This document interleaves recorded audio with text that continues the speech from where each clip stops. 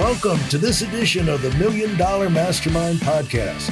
This is where we pick the brains of high achievers from all walks of life and get their hard-earned, real-world insights on winning. I'm your host, Larry Weidel. What did you do when you did not have the resource, did not have the funds? You're at the guerrilla marketing stage. And we dug in. We really got after it. What does that mean? We started the company with about $250,000, which again, being in a privileged position to be there. And we've always been safe with the way we approached business until we weren't, right? We took a gamble and we said, hey, let's go ask for help. So we hired a firm that really helped us understand the world of capital markets in a lot more of a streamlined way. And I think a lot of people would be surprised that we spent $150,000 on something that actually didn't end up working, but it was an education. It was a crash course in how this world of investing works, right? And we learned so much with quarter of a million. Yeah. When you got these experts involved. They took 150 right off the bat, and we hoped it would work. And it didn't work, but what we did is we learned a lot of that experience about what not to do and how and what to do. So, how many is we here? You keep saying we. How many is we? Our founding team is 4 people, and today we're a little over 30. Okay. So you had 4 people jumped in there together, and so you could share the blame when you blew through 150,000. We got close, Rope. We got close many times. Yeah. If you lived through that and you still had your friendships intact, you're doing well. But what was the main thing you learned from that? I think at the time it was like, holy shit, we lost $150,000. So I think the way you view your lessons are so different depending on when you're the question. At the time it was like, holy shit, are we going to die? Is this the end of the journey that we all wanted to go down on? Well, how do we navigate? I think in retrospect, it was the cheapest lesson we ever had. Right? So it's just about time, but it's sometimes also being optimistic enough to give yourself enough time to succeed. I think sometimes people quit so soon after failure, right? Where we could have easily closed up shop and been like, let's figure something else out. Yeah. But we were like, okay, well, what did we learn from that? How can we apply it? And do we have enough conviction in our business to continue to build? And if all of those things are yes, yes, yes, then let's go keep building. 150 lost today is, again, you got to believe it. And this is where the optimism comes in, right? The rallying of the troops, as you mentioned earlier, is easy to give in. It's a lot harder to continue. And so, because the way I looked at it was you lose $1 million and I got a $20 million lesson. That if I keep going, I'm going to turn that into $20 million. And so let's keep going. The other thing people will say is, thank goodness in the early days you kept on going, you didn't give up. And I said, well, part of that was I didn't have General Motors calling with $100,000 a year job offers to bail me out at the time either. I wasn't necessarily a hot commodity that I could run out there and find something exciting to replace it. So I needed to keep on going. A lot of times, the visual you have in visuals keep you going. But when you knew this was a big market, you were going after controlling the whole short-term rental space. And you had to know that's going to be a big deal. And so that was worth hanging in there for and getting those lessons. And one good thing I can tell you, Sief, always remember this, is whenever you get burned like that, anybody is going to come behind, because we all have competition, everything, right? It's like anybody who's going to come behind you, they've got to travel all of those steps. They've got to go through. Yeah. And so that's a running joke we have inside the company. Every time you get one of those, you say, well, that one's behind me. And the guys who want to come get me, okay, well, hope you don't fall in the hole and stay there because we made it through. And so I'm curious about, let's just say you get 50 how do you value, like you said, 25 million after the first, 50 million the second year?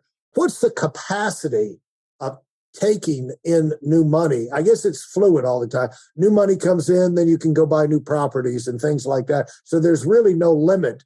One thing that happens like in these ETFs that are the electronic fund transfer things that the new mutual fund type thing, and Kathy Woods she was a top performer and everything. And now all of her portfolio is dog food now because of the innovative type interest rates. tech is going nowhere.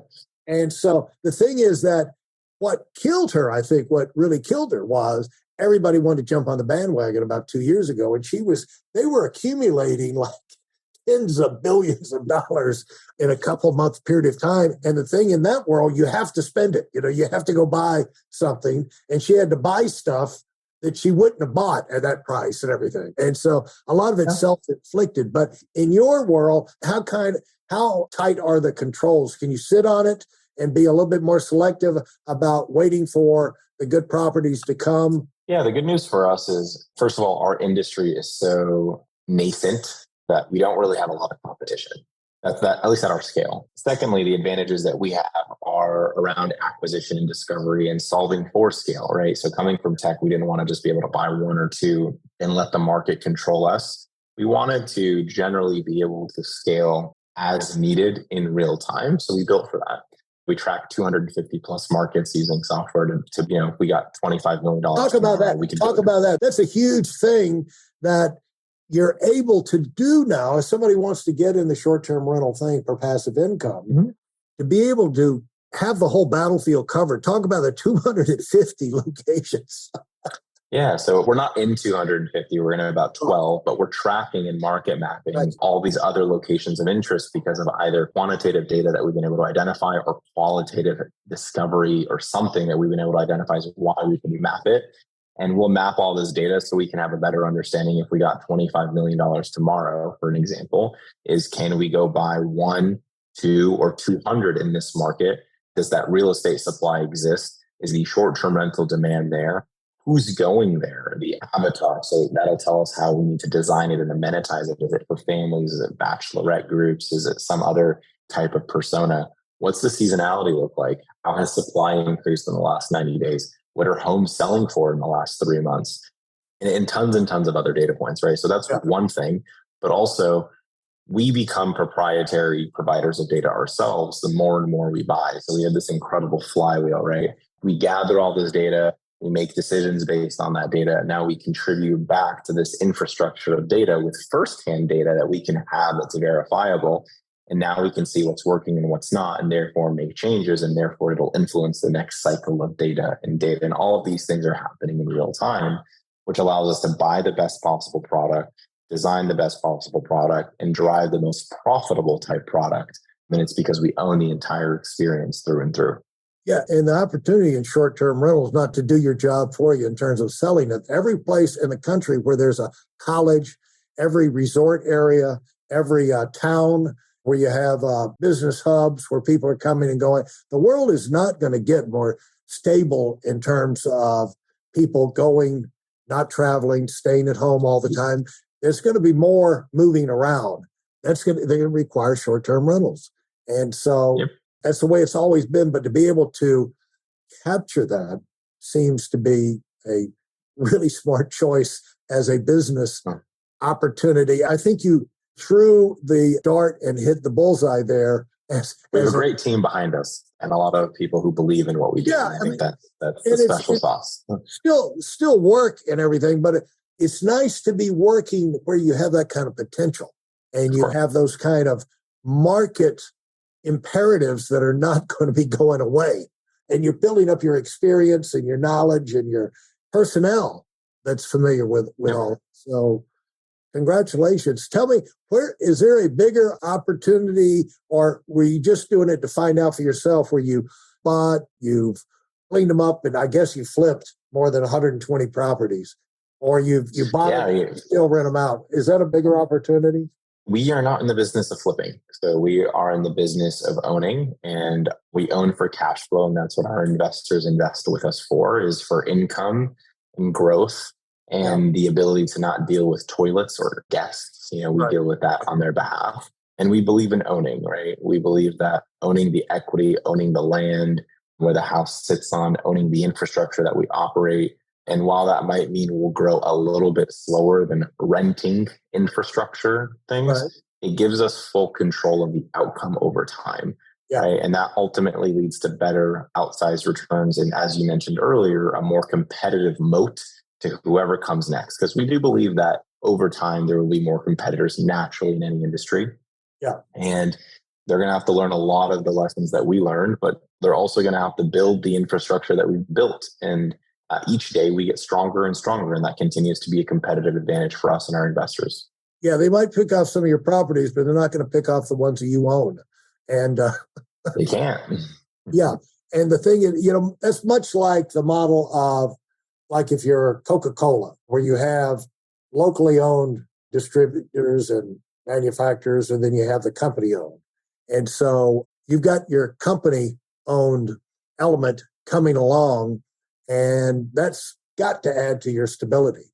And so what are you excited about right now? The most you're excited about? How many years have you been doing this with your Techvestor? We're coming up on, it'll be 2 years later this year. Yeah. Well, you got 3 years before your restless spirit kicks in, as far I got enough time. you got enough time. You've got time to do things before your next thing comes along. So what's on the horizon that you're most excited about right now? I think we're just most excited about proving that this is the next emerging asset class, right? I think we've been incredibly quiet with what we do, actually doing deals and putting out numbers and generating revenue and sending out distributions to investors. And I think a lot of people are super loud in the space with, hey, we've done this really pretty shiny thing, but they haven't built anything of value yet. And I think we've spent the last 2 years doing so. And I think we're starting to see institutions and serious retail capital really look at us and be like, wow, okay, it's hard to ignore that this is going to be an asset class of the future. I think we're going to see the way that people are shifting in mobility and travel. I think we're going to be at an opportunity to maximize on that. And the belief in the asset class, I think, is going to be the thing that we're most excited about, because what we do is really, really hard, but it's really, really easy to understand, right? It's really hard to do, but it's really easy to understand. It's easy to understand, but how does the payoff work for people? They put their money in. Do they get dividends? Do they get shares? What do they get? Yeah, exactly. So they get shares of an LLC, and they're owners, direct owners, just like if they owned it themselves. But instead of being an owner in one property, if they were to do it themselves, they're an owner or a part owner in 150 of them. We own and operate and do everything as a collective. And then we send them cash to their bank account every quarter based on how things go. And, there's underwriting and a projected hold and all those types of things and tax benefits, just like you owned it yourself. Right. Fantastic. Well, it is a complicated world, but it is a huge opportunity. And to be able to take that complication out for people, you're lowering the barrier for entry for millions of other people to be able to participate in this kind of growth. It's an exciting idea. So well done. And I wish you the best. Thank you so much, Larry. Yeah, appreciate it. Wish you the best. And let's stay in touch. I can find out what your next phase is, how you've done your next phases. And any last final word you'd like to leave our audience with? I think a big part of this conversation we talked about was a lot about taking risks at the right time and just understanding people.